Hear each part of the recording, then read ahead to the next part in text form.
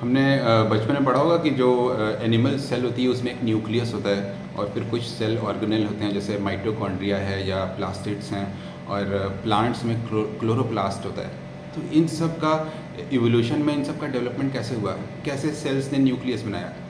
तो जो इसके लेटेस्ट रिसर्च हैं वो बड़े आश्चर्यजनक हैं। जब पहली सेल्स बनी थी तो उनके पास सिर्फ थोड़ा सा न्यूक्लिक एसिड होता था, डीएनए या आरएनए, और एक प्रोटीन कोड होता था।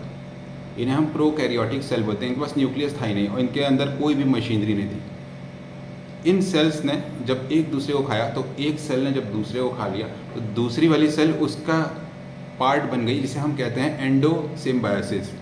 यानी एक बड़ी सेल ने दूसरी सेल को खा लिया। वो दूसरी सेल जो इसके अंदर थी वो जिंदा थी, ये न्यूक्लियस का काम करने लगी क्योंकि इसके पास न्यूक्लिक एसिड ज़्यादा थे। और इस तरह से पहली यूकैरियोटिक सेल बनी जिसके बाद प्लांट्स और एनिमल्स आए।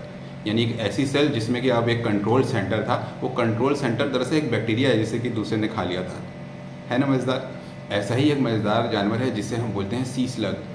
सी स्लग बहुत छोटे से मोलस्क होते हैं जो कि समुद्र में रहते हैं और इनकी एक खासियत है। दुनिया में दो तरह के प्राणियों में हम डिवाइड करते हैं। एक है ऑटोट्रॉफ यानी प्लांट्स जो अपना खाना खुद ही बना लेते हैं धूप से, सूर्य की रोशनी से, और दूसरे होते हैं हेट्रोट्रॉफ यानी कि जो दूसरों को खाते हैं, यानी कि एनिमल्स प्लांट्स को खाएं या किसी को भी खाएं।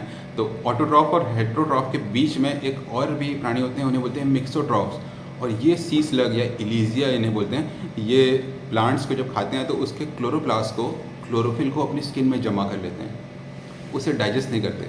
और ये क्लोरोप्लास्ट बहुत दिनों तक फूड बनाता रहता है और एलिजिया बिना खाना खाए बहुत दिनों तक जिंदा रह सकता है क्योंकि वो फोटोसिंथेसिस करने लग जाता है।